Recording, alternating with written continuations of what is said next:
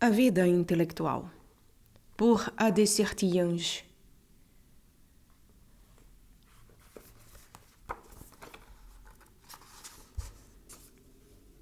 A tradução é de Lília Ledon da Silva. É Realizações Editora, canal Leconde. Caros ouvintes, caso gostem do que será lido, por favor, adquiram o livro. É uma bela edição, vale a pena. Eu não lerei a apresentação, nem prefácio, nem prólogo. Irei diretamente aos capítulos, então, caso você queira aprofundar o que aqui será lido, adquiram o livro. E caso queiram auxiliar o meu trabalho, ajudá-lo, isso é possível via Pix Apoia-se ou Vaquinha. Os links estão no descritivo, centavos serão muito bem-vindos. Você também pode me auxiliar fazendo como Marcos. Muito obrigada, Marcos, por nos comprar este livro. Você também pode nos comprar um livro através da lista de desejos da Amazon. E também é possível tornar-se membro aqui no canal. Tornando-se um membro do canal, você também auxiliará a manutenção e permanência destes conteúdos e do que eu faço. Dê uma olhada, intere-se e veja as possibilidades dentro daquilo que você pode, quer e consegue. Caso deva, possa e queira, faça parte. Como eu disse, centavos serão muito bem-vindos e as mensalidades, aliás, começam a R$ 1,99 ao mês, podendo ser canceladas a qualquer momento, no caso dos membros. Agradeço também todos os que fazem parte da comunidade de membros. Muito obrigada a todos que algum dia já fizeram parte, todos os que já me auxiliaram em alguma doação, seja na quantia que for. Muito obrigada a todos vocês. É graças a vocês que esse canal pode crescer e melhorar em termos de qualidade, de oportunidade, daquilo que oferece a todos. Então, mais uma vez, muito obrigada. Obrigada também pela presença. Eu desejo a todos uma boa escuta e peço encarecidamente, por fim, para que, por favor, curtam, compartilhem, comentem, inscrevam-se no canal, porque compartilhando, curtindo, comentando e inscrevendo-se, caso já não tenham feito, vocês estarão auxiliando também este canal de maneira gratuita. Eis formas como todos podem auxiliar, caso, é claro, concordem com o que aqui é feito. Mais uma vez, obrigada pela presença. Uma boa escuta a todos. Capítulo 1. A vocação intelectual. Primeiro, o intelectual é um consagrado. Falar de vocação é referir-se àqueles que pretendem fazer do trabalho intelectual sua vida, quer por disporem de todo o seu tempo para dedicar-se ao estudo, quer por, estando comprometidos com ocupações profissionais, reservarem para si como um feliz complemento e uma recompensa o profundo desenvolvimento do espírito. Digo profundo para descartar a ideia de tintura superficial. Uma vocação não se satisfaz de modo algum com leituras soltas e trabalhinhos esparsos. Trata-se de penetração e de continuidade, de empenho metódico, em ordem a uma plenitude que responda ao chamado do espírito e aos recursos que lhe aprouve comunicar-nos. Esse apelo não deve ser pré-julgado. Não propiciaríamos senão decepções se nos lançássemos num caminho onde não pudéssemos avançar a passo firme. O trabalho impõe-se a todos, e depois de uma primeira formação onerosa, ninguém agirá com sabedoria se deixar seu espírito retornar pouco a pouco ao estado da indigência inicial.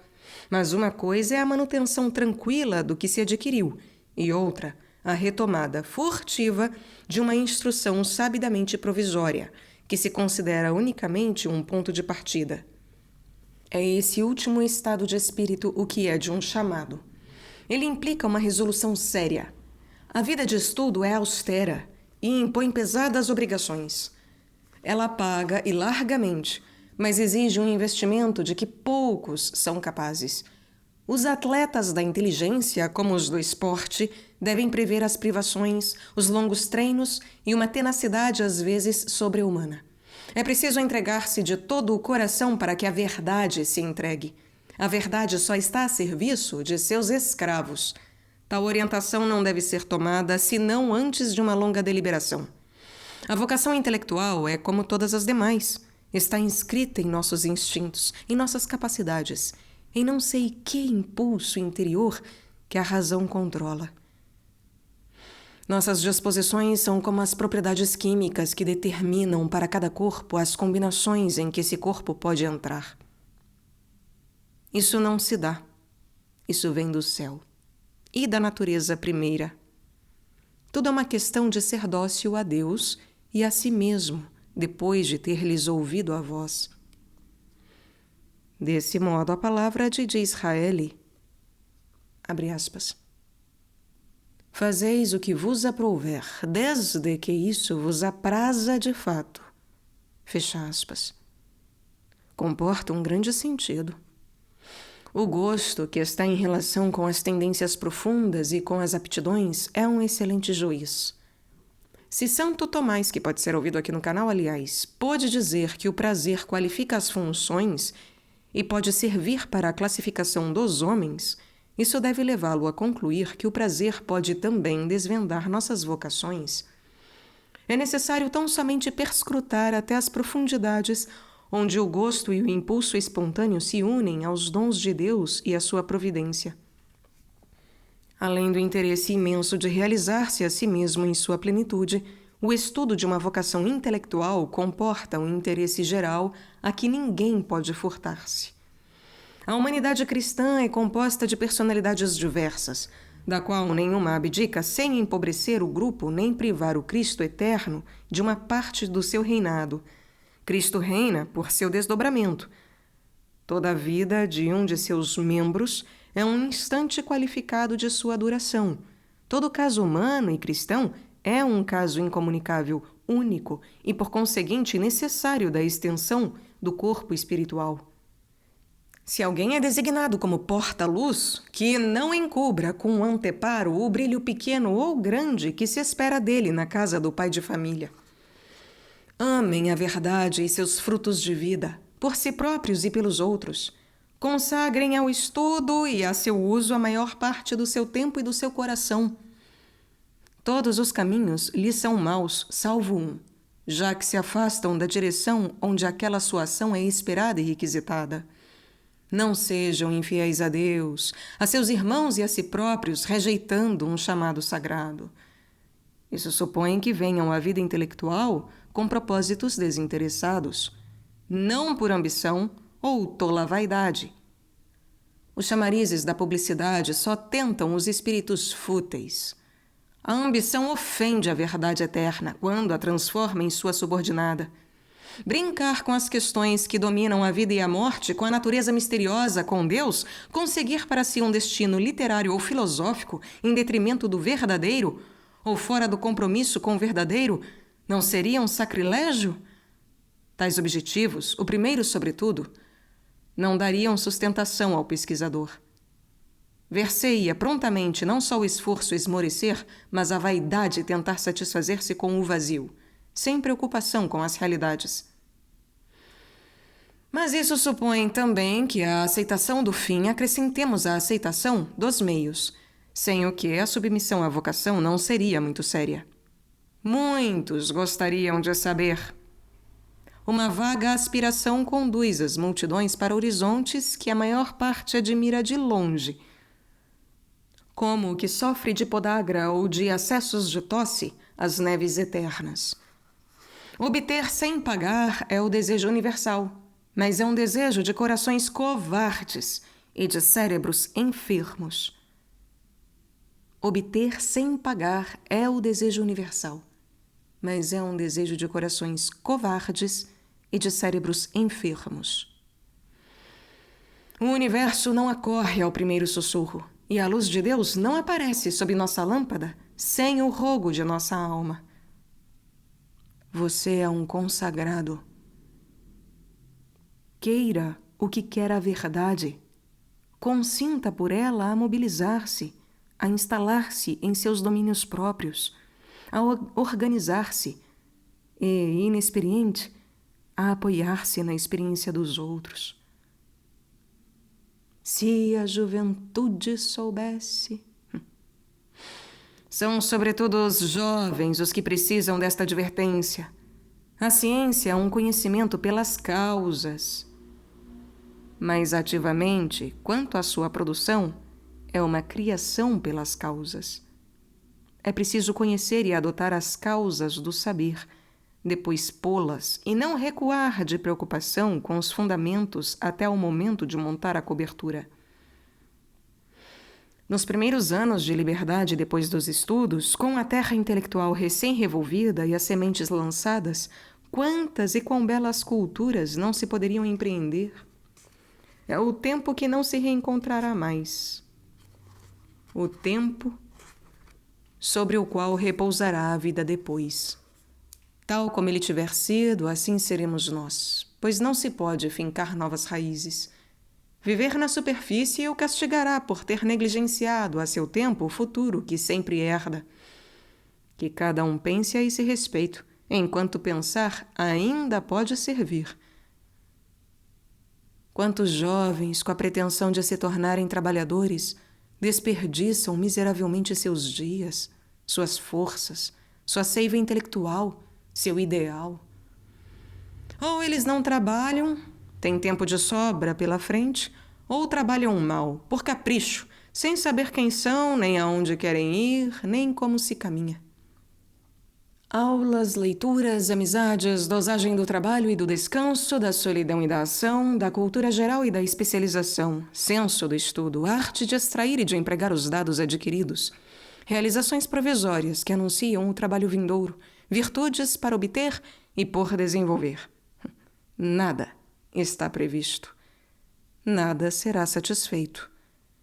Contudo, que diferença, dada a igualdade de recursos, entre aquele que sabe e que prevê e aquele que vai à aventura. O gênio é uma longa paciência, mas uma paciência organizada, inteligente. Não há necessidade de faculdades extraordinárias para realizar uma obra. Estar um pouco acima da média já é o bastante. O restante é fornecido pela energia e por suas sábias aplicações. É como o que se dá com um operário honesto, comedido e trabalhador. Ele chega lá, enquanto o inventor não passa às vezes de um fracassado e azedo. Tudo o que digo aqui é válido para todos. Aplico, todavia, especialmente àqueles que sabem não dispor senão de uma parte da sua vida, a mais tênue, para dedicar-se aos trabalhos da inteligência. Estes devem, mais que os outros, ser consagrados. O que eles não podem distribuir ao longo do seu tempo de existência, terão de condensá-lo num curto espaço. O ascetismo especial e a virtude heróica do trabalhador intelectual deverão ser sua prática cotidiana.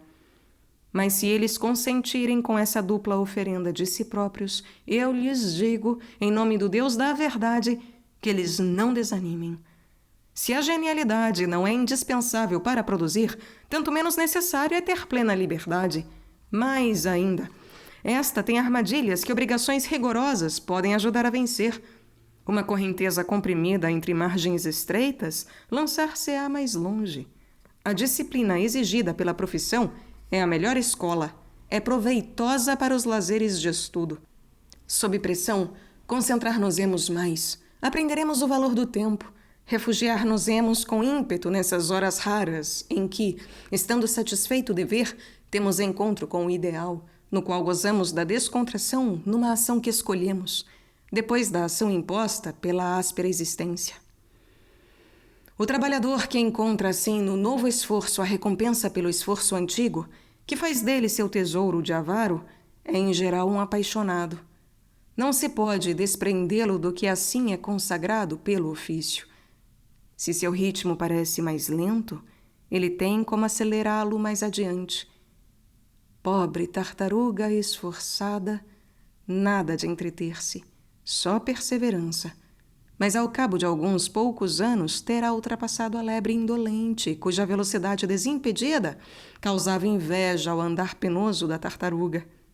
Julguem do mesmo trabalhador isolado, privado de recursos intelectuais e de convívios estimulantes, enfiado em algum fim de mundo interiorano onde ele parece condenado a apodrecer, exilado longe das ricas bibliotecas, das aulas brilhantes, do público vibrante, possuindo-se apenas a si mesmo e obrigado a tirar tudo desse terreno inalienável.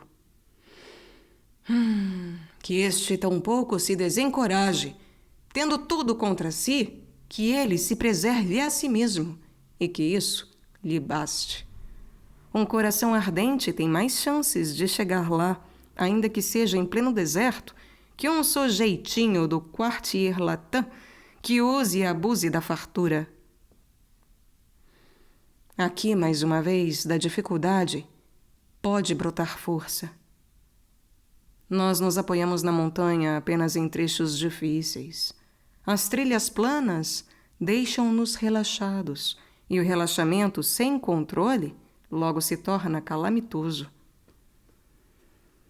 O que vale acima de tudo é o querer. Um querer profundo. Querer ser alguém. Chegar a alguma coisa. Ser já, pelo desejo, esse alguém qualificado por seu ideal. O restante sempre se arranja. Livros existem por toda parte e não são necessários senão um pequeno número.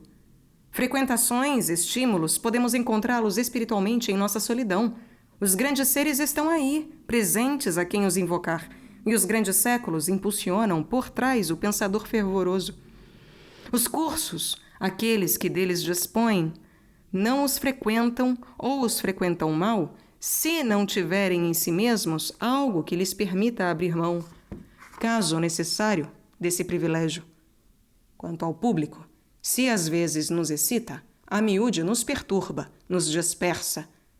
E de que vale recolher uma moeda na rua se podemos perder aí uma fortuna? Mas vale a solidão apaixonada, onde cada grão produz 100 por 1 e cada raio de sol engendra as cores douradas do outono. Santo Tomás de Aquino, que pode ser ouvido aqui no canal, aliás, vindo a estabelecer-se em Paris e divisando a grande cidade de longe, disse ao frade que o acompanhava: "Irmão, eu trocaria tudo isto pelo comentário de Crisóstomo sobre São Mateus." Quando se experimentam sentimentos como esse, não importa onde se está nem de que se dispõe. Está-se marcado pelo sinal. É-se um eleito do Espírito. Só resta perseverar e confiar-se à vida tal como Deus a regula. Quando se experimentam sentimentos como esse, não importa onde se está nem o que se dispõe, nem de que se dispõe. Está-se marcado pelo sinal, é-se um eleito do Espírito. Só resta perseverar e confiar-se à vida tal como Deus a regula. Jovem que compreende essa linguagem e a quem os heróis da inteligência parecem chamar misteriosamente, mas que receia estar despreparado. Escute-me. Você dispõe de 2 horas por dia? Pode comprometer-se a resguardá-las zelosamente, a empregá-las ardorosamente e, em seguida, proposto você também ao reino de Deus, pode beber o cálice cujo sabor, requintado e amargo, estas páginas gostariam de fazê-lo experimentar? Se a resposta for sim, tenha confiança. Mais que isso, repouse na certeza. Obrigado a ganhar a vida, ao menos a ganhará sem sacrificar-lhe, como acontece frequentemente, a liberdade de sua alma. Abandonado, isso só o lançará com mais violência a seus nobres fins. A maioria dos grandes homens exerceu uma profissão. As 2 horas que eu peço, muitos declararam que bastam para um destino intelectual. Aprenda a administrar esse pouco tempo. Mergulhe todos os dias de sua vida na fonte que sacia e torna a dar sede. Quer ajudar, a seu modo humilde, a perpetuar sabedoria entre os homens, a colher a herança dos séculos, a fornecer ao presente as regras do espírito, a descobrir os fatos e as causas, a orientar os olhos inconstantes para as causas primeiras e os corações para os fins supremos, a reavivar, se necessário, a chama que declina, a organizar a propaganda da verdade e do bem? É seu quinhão. Isso vale sem dúvida um sacrifício adicional e a manutenção de uma paixão zelosa.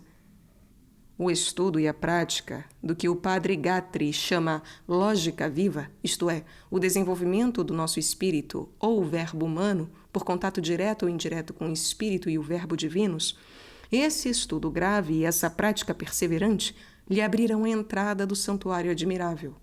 Você estará entre os que crescem, entre os que adquirem e se preparam para os dons magníficos. Você também um dia, se Deus quiser, encontrará um lugar na Assembleia dos Nobres Espíritos. Segundo, o intelectual não é um isolado.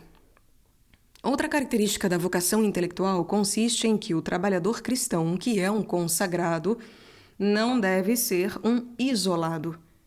Em qualquer situação, por mais abandonado ou retirado que se suponha materialmente, ele não deve deixar-se tentar pelo individualismo, imagem deformada da personalidade cristã. Tanto a solidão vivifica, quanto o isolamento paralisa e esteriliza. De tanto ser uma alma, acaba por deixar de ser homem, diria Victor Hugo. O isolamento é inumano, pois trabalhar humanamente é trabalhar com o sentimento do homem, de suas necessidades, de suas grandezas, da solidariedade que nos une numa vida estreitamente comum. Um trabalhador cristão deveria viver constantemente no universal, na história. Já que ele vive com Jesus Cristo, não pode separar dele os tempos nem os homens. A vida real é uma vida una, uma vida de família imensa com a caridade por lei. Se o estudo se quer um ato de vida, não uma arte pela arte ou um assambarcamento do abstrato, deve deixar-se reger por essa lei da unidade cordial. Rezamos diante do crucifixo, diz Guthrie, não sei. Devemos também trabalhar diante dele. Mas a verdadeira cruz não está isolada da terra, diz ele. Rezamos diante do crucifixo, mas a verdadeira cruz não está isolada da terra. O verdadeiro cristão manterá permanentemente diante dos olhos a imagem deste globo onde a cruz está fincada, onde os humanos necessitados erram e sofrem, e onde o sangue redentor, em filetes numerosos, procura vir a seu encontro. A porção de claridade que ele detém reveste-o de um sacerdócio. O que quer alcançar com isso é uma promessa implícita de dom. Toda verdade é prática. A mais abstrata em aparência, a mais elevada, é também a mais prática.